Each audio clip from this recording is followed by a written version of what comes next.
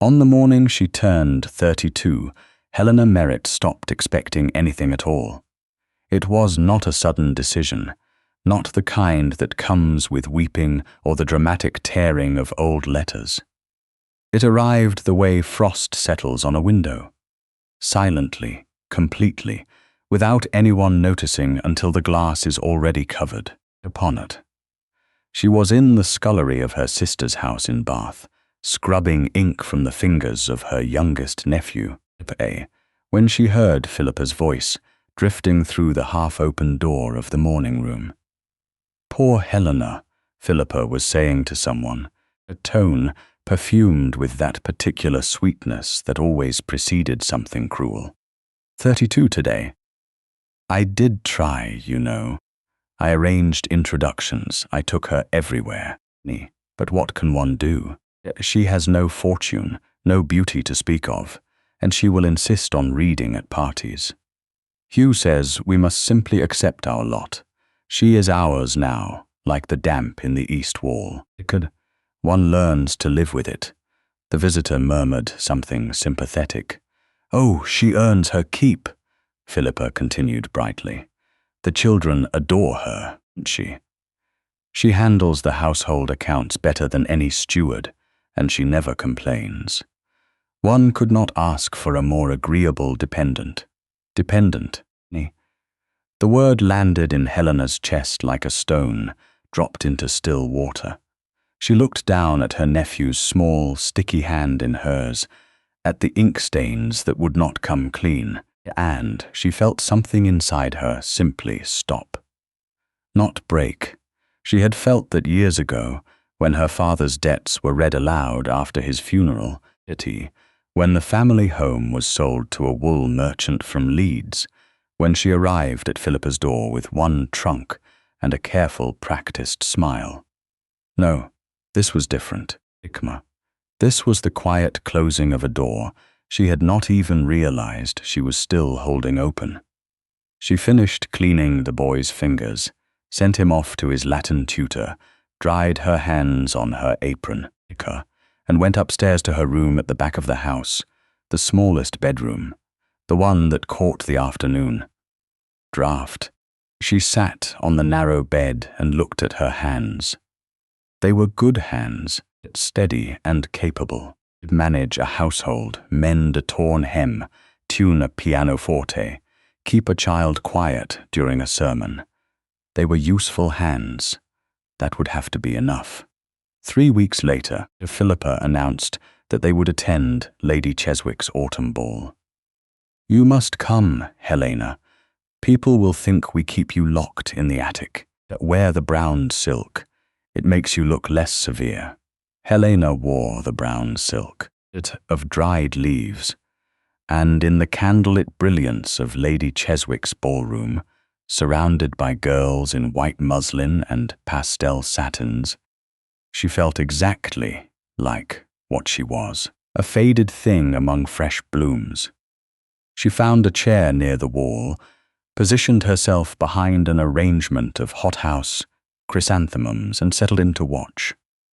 She had become an excellent watcher.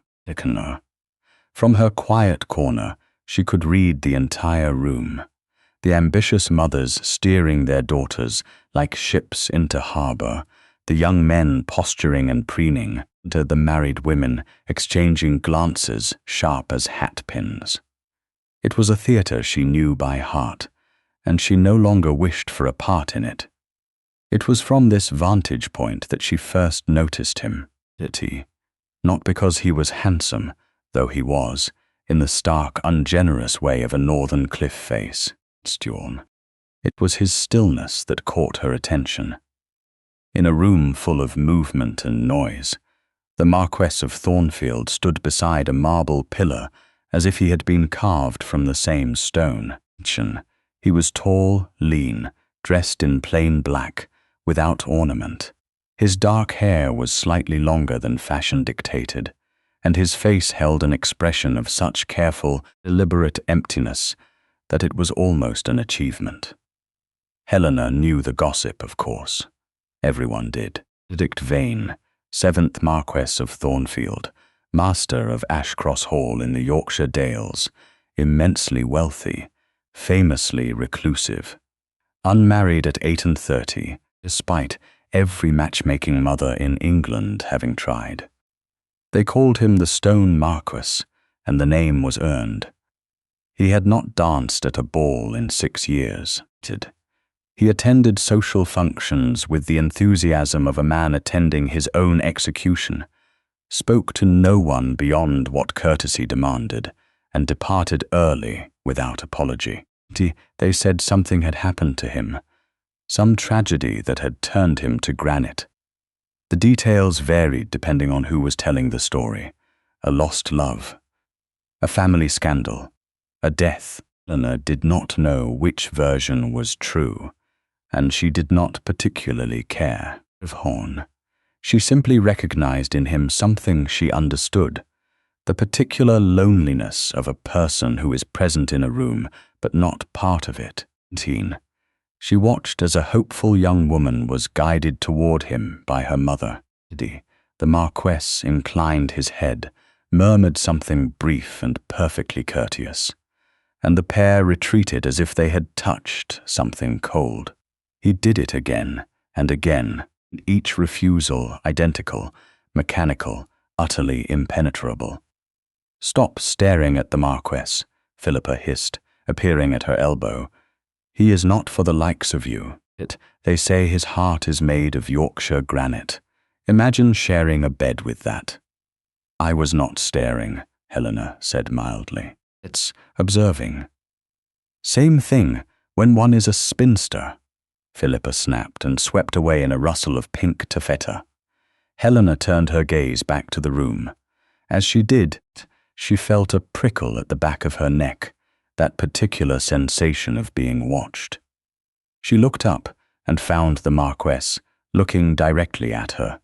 Not through her, not past her, at her. The gaze was cool, assessing, intelligent. It held none of the idle curiosity or dismissive pity she was accustomed to receiving from men. It was the look of a man who had noticed something unexpected.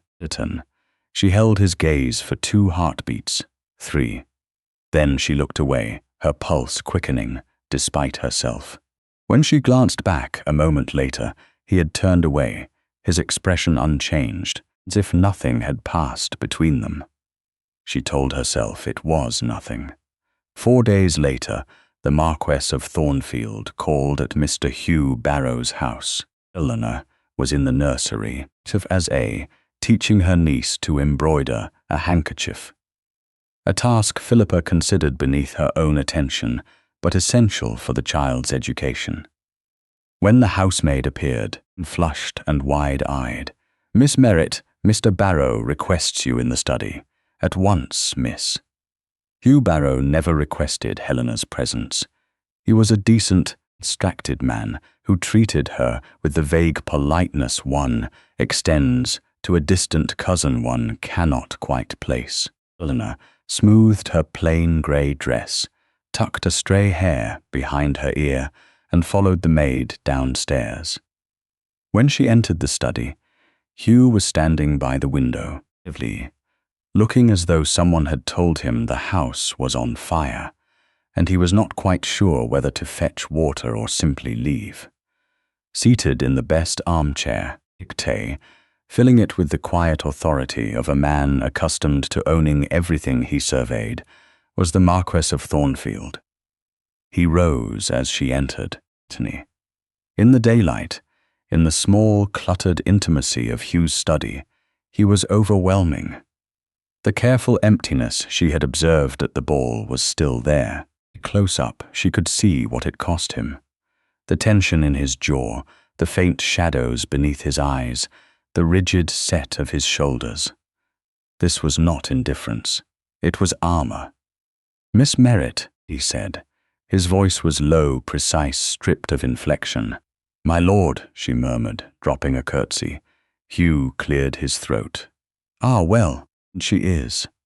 My lord, I must confess I am still rather, that is to say, I will be direct," the Marquess said, cutting through Hugh's stammering with surgical efficiency.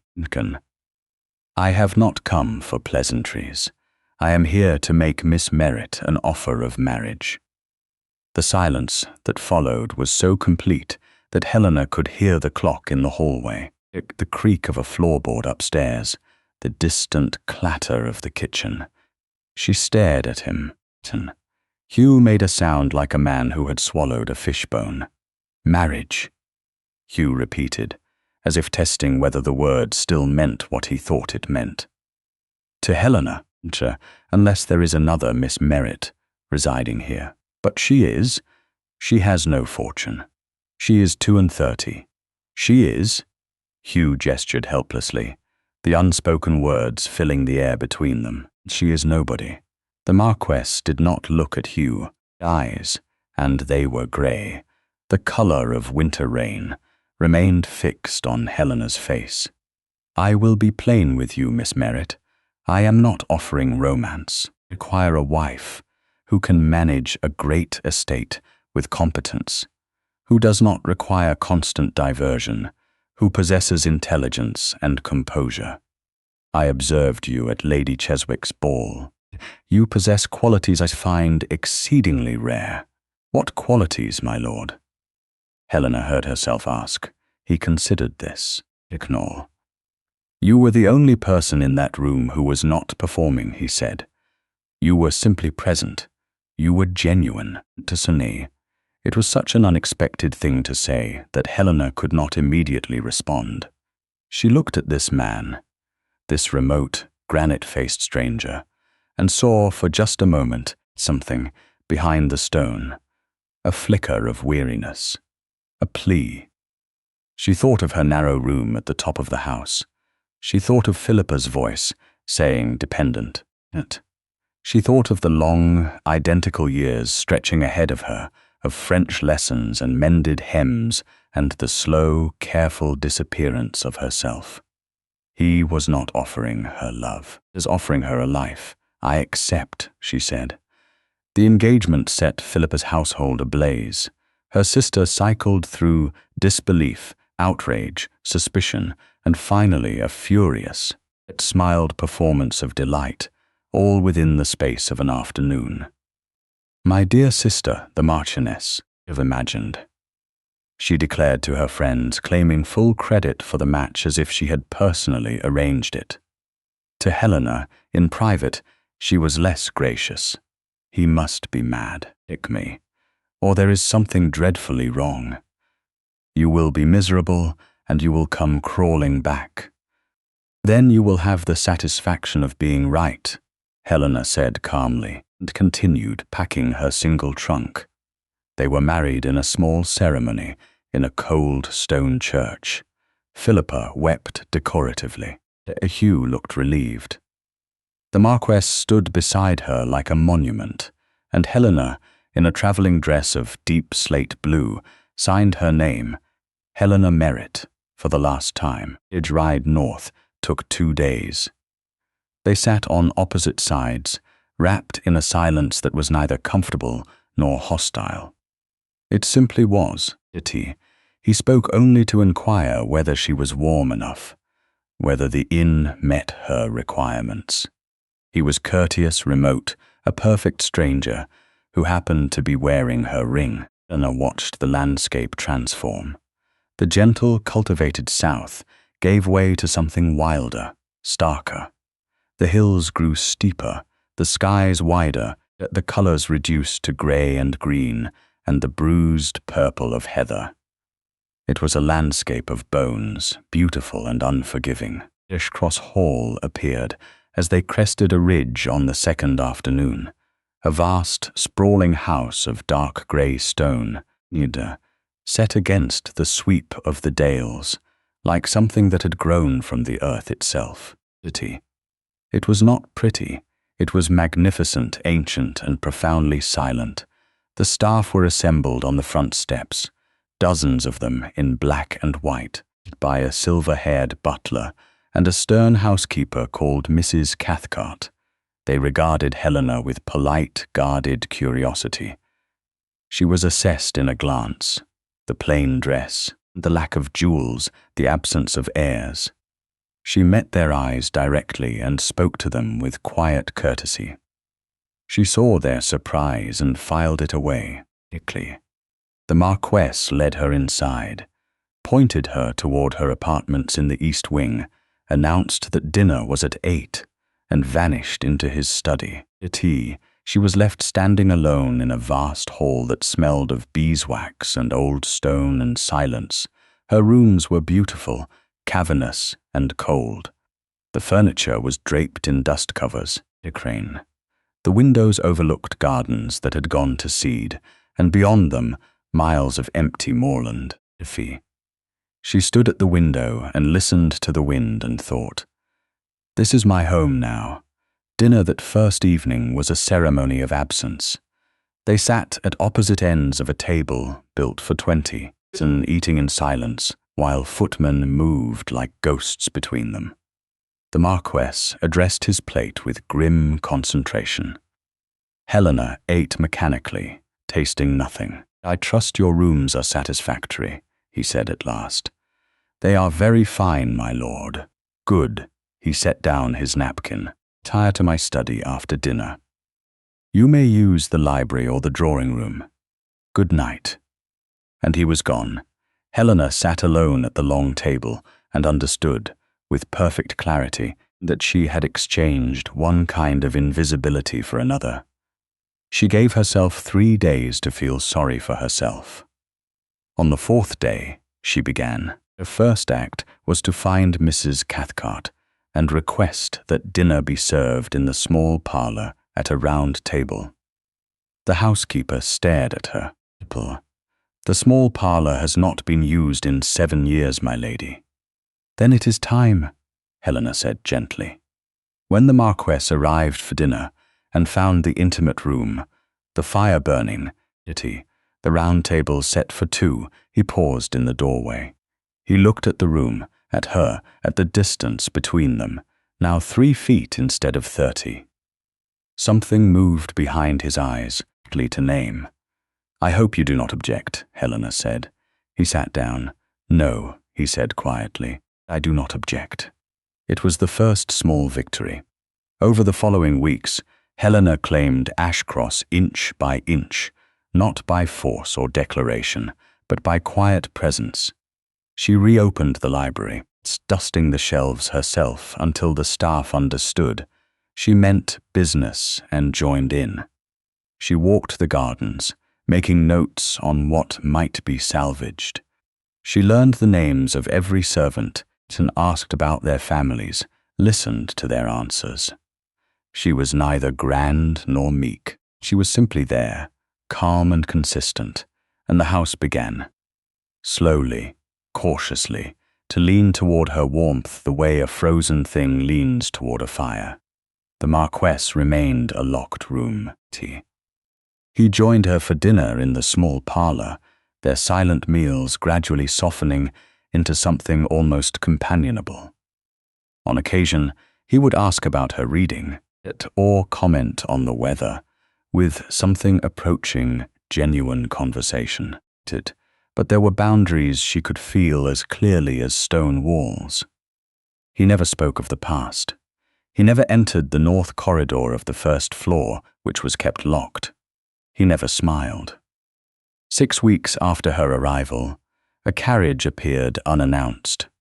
From it emerged a tall, angular old woman with white hair pinned beneath a severe bonnet and eyes like blue flint. She leaned on a silver-handled cane and surveyed Helena on the front steps with the frank curiosity of a naturalist examining a new species. "So," she said, "you are the one." The Marquess appeared behind Helena. For the first time, she saw something other than control on his face. It was resignation, tinged with what might have been relief. "Aunt Constance," he said flatly. "You were not expected, evidently.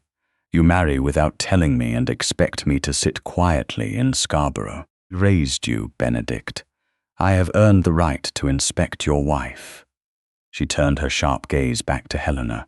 "Well? Do you speak, girl, or are you merely decorative? I speak when I have something to say, ma'am, Helena replied. Lady Constance Vane stared at her for 3 long seconds, then let out a bark of laughter. Good. A woman with a spine. Come inside.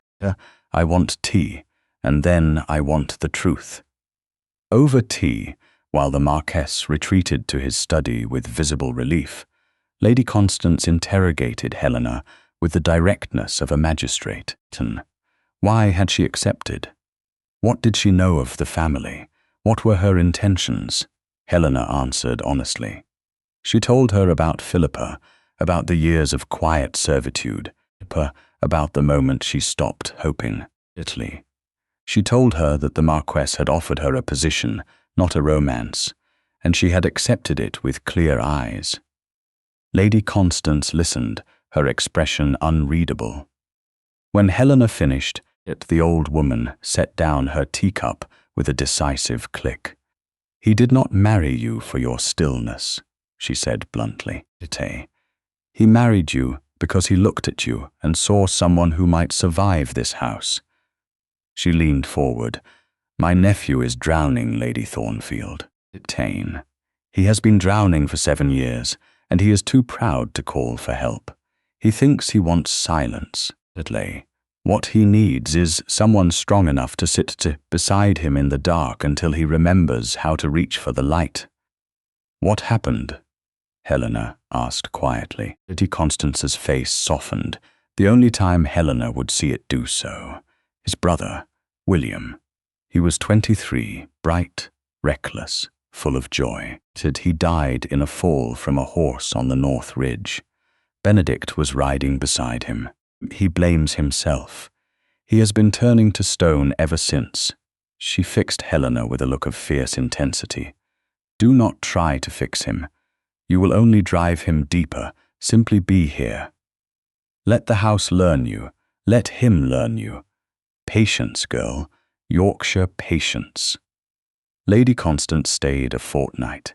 Her presence was a sharp, bracing wind through the still rooms of Ashcross.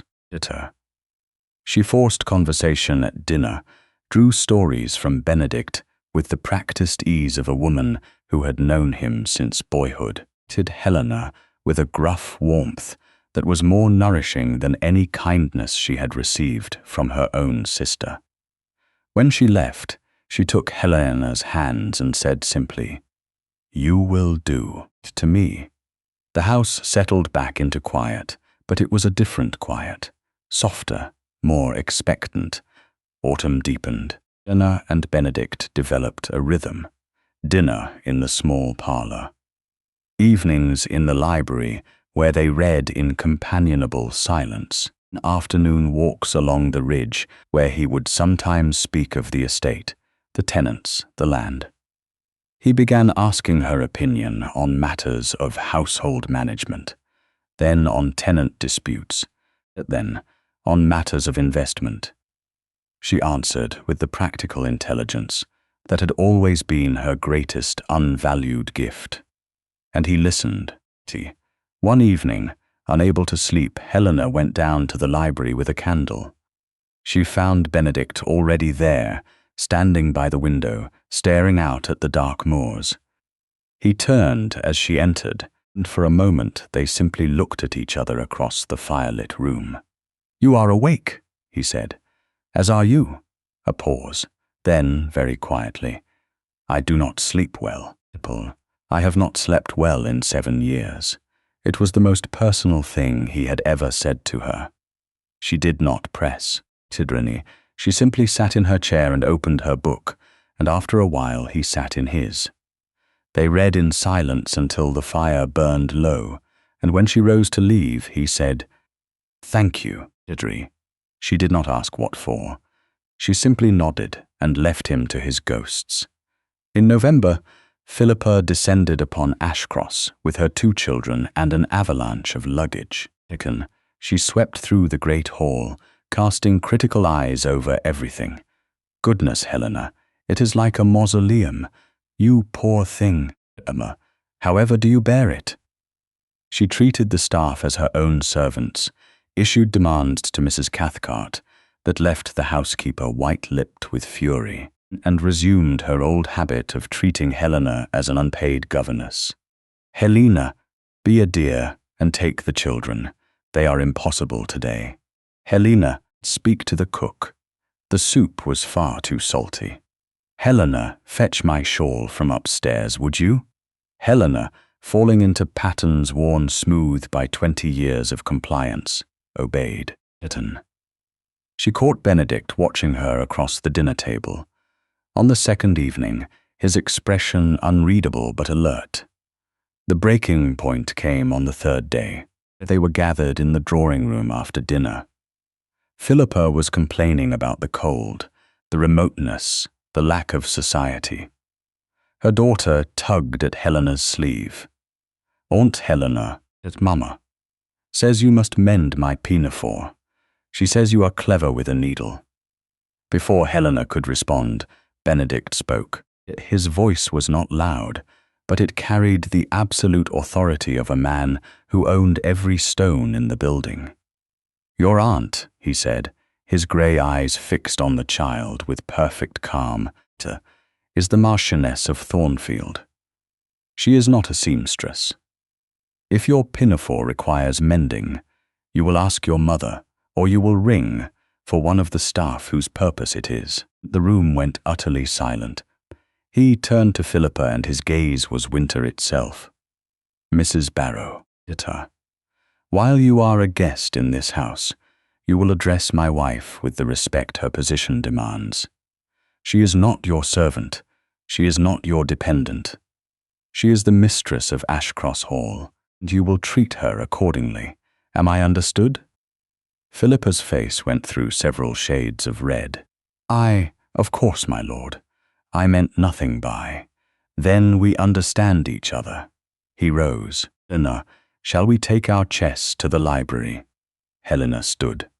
Her legs were unsteady, but her voice was not. "Yes," she said, "I should like that." She walked beside him out of the room, leaving Philippa in stunned silence. She did not look back. In the library, as he set out the chess pieces, she said quietly, "Thank you." He moved his first pawn. "This is your home. No one will diminish you here. Not while I draw breath." Philippa left the next morning, a departure, stiff and frigid. Ashcross breathed again. The first snow came in December, thick and silent, blanketing the moors in white. The world contracted to the house and its fires, and the two people circling each other within its walls, drawing closer with each passing day. It was on a night of heavy snowfall, the wind driving white against the black windows, that the door to the north corridor finally opened. Helena was reading in the library when Benedict appeared in the doorway. He looked different, stripped of his usual composure, his face raw and open in a way she had never seen. "Come with me," he said. She followed him without question, up the stairs, down the long corridor she had never entered. He unlocked a door and pushed it open. Inside was a young man's room, preserved exactly as it must have been 7 years ago. Riding boots by the door, a book face down on the nightstand, and above the fireplace, a portrait of a young man with dark curls and laughing grey eyes, so like Benedict's face, but lit from within by a joy that Benedict's had never shown her. "William," Benedict said. The name came out rough, scraped from somewhere deep. He stood before the portrait, his back to her, his hands at his sides. "We were riding the North Ridge. He wanted to take the steep path. I told him it was too wet, the ground too soft. He laughed at me. He always laughed at me, called me an old woman." His voice cracked. "He was the brave one, the bright one. I was just the elder brother, the responsible one." He turned to face her, and his eyes were full of a grief so enormous it seemed to fill the room. His horse stumbled. The edge gave way. I reached for him. I had his coat in my hand. The fabric tore. He looked down at his own hands, as if he could still feel the cloth ripping between his fingers. I watched him fall, and him hit the rocks below. I climbed down to him and held him, and he looked at me and he said, "Don't be cross, Ben. It was a lovely ride." Helena's eyes burned. She did not speak. "He died in my arms on that hillside," Benedict said, his voice barely audible. "And I have been standing on that ridge ever since." She crossed the room to him. She did not touch him, Hickman. She simply stood beside him, close enough that he could feel her warmth, and said the truest thing she knew. "You reached for him. You held him, T. You were the last thing he saw, and the last thing he said to you was not blame. It was joy.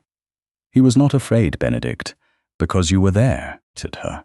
Truly looked at her, and she saw the moment the ice cracked. Not shattered, not destroyed.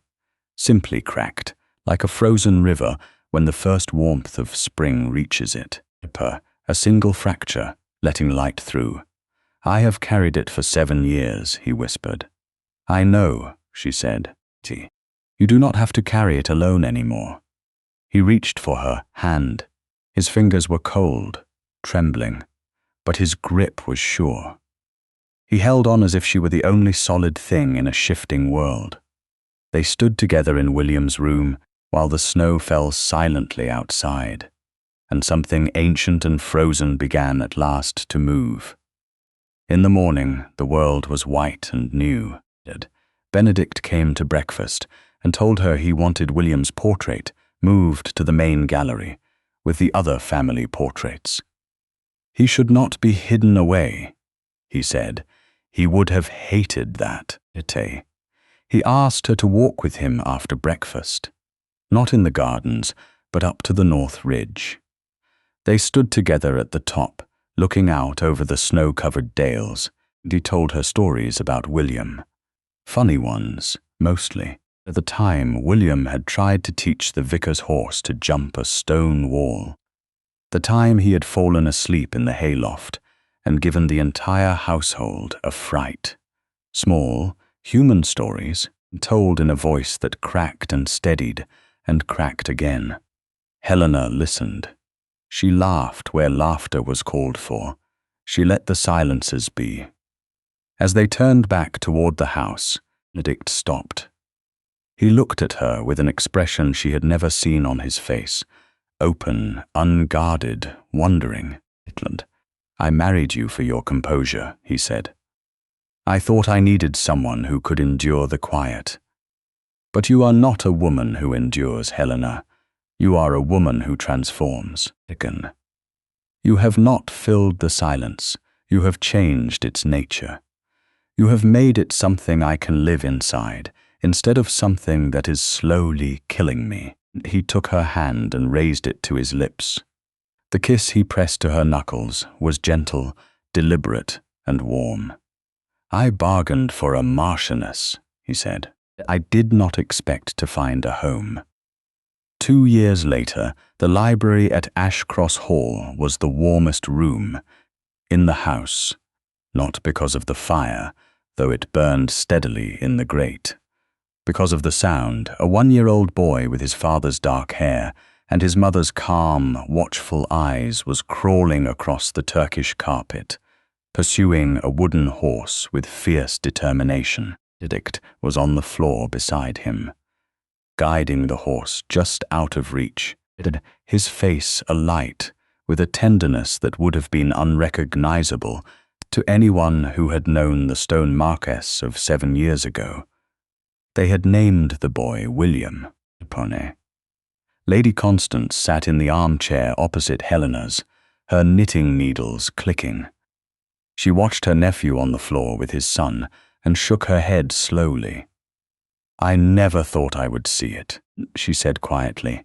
"He looks like himself again, Dixon. He looks like the boy I raised." Helena smiled, her hand resting on the curve of her stomach, where their second child was growing. On the table beside her lay a letter from Philippa, shorter than her old letters, less performative. containing a genuine question about whether Helena might advise her on a matter concerning her daughter's education. The world had rearranged itself. Benedict looked up from the carpet in catching Helena's eye. He smiled, a real, unguarded, full smile that reached every corner of his face and chased every shadow from his eyes.